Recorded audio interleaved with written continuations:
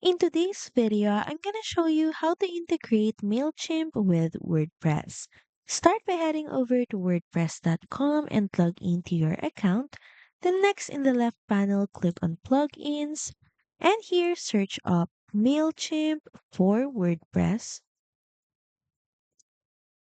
Then next is click on MC4WP Mailchimp for WordPress.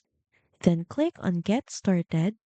And after activating the plugin, head back to MailChimp.com. Of course, make sure that you're logged into your account. Then next is click on your profile icon at the top right. Then click on Account and Billing. Now from here, click on Extras and click on API Keys. So from here, scroll down and click on Create a Key. So for the API key name, we can name this as WordPress and click on Generate Key.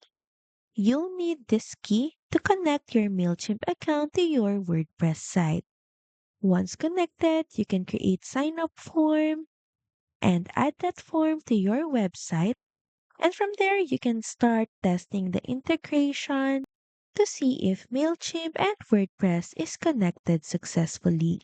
So that's pretty much it. Thank you very much for watching this video, and I'll see you again on the next one. Bye!